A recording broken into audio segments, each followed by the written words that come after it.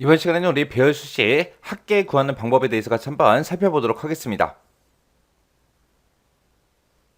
유형 2번 문제요. 유형 2번 문제 보니까 썸하고 if하고 once라는 요 세 가지, 요 세 개의 함수를 사용해서 이제 문제 풀라고 나왔습니다. 자, 문제 보니까 이제 카드 종류가 국민카드이고 판매월이 3월 이전인 그 결제 금액들의 합계를 이제 계산해라. 그거를 이제 CA 11번 여기다가 이제 계산하래요.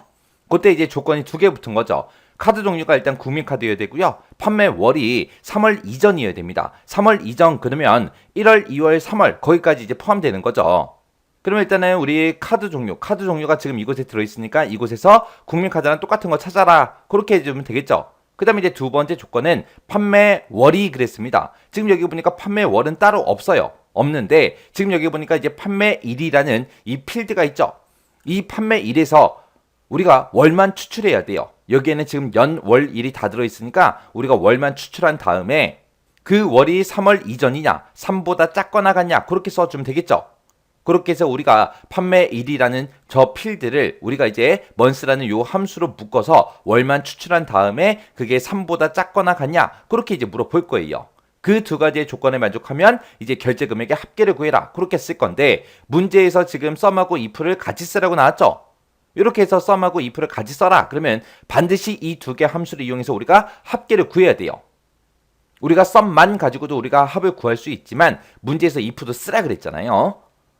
자, 그럼 이제 식 한번 써보자고요. 자, 는이라고 먼저 써주고 우리가 썸하고 시작하면 되겠죠. 썸이라고 쓰고 가로 열어주고요. 그리고 if 쓰고 if 가로 열어주고 그리고 나서 이제 첫 번째 조건 쓸 거니까 우리가 가로 열어주고요. 그리고 첫 번째 조건은 이 카드 종류들 중에서 뭐랑 똑같은 거 찾아라. 국민 카드랑 똑같은 거 찾아라. 그렇게 해요.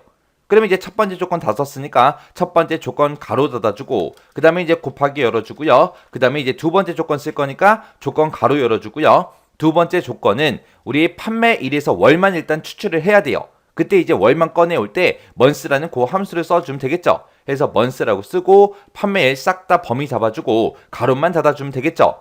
그러면 판매일에서 지금 month로 묶었기 때문에 월만 전부 다 추출할 겁니다. 그 월이 3월 이전이라 그랬죠. 해서 여기서 구한 그 값이 3보다 작거나 같냐? 그렇게 이제 물어보면 되겠죠. 3보다 작다 그래야 작다라는 기호를 붙여야 1월달, 2월달이 나올 거고 같다라는 기호가 붙어 있어야 3월까지 나올 거 아니에요.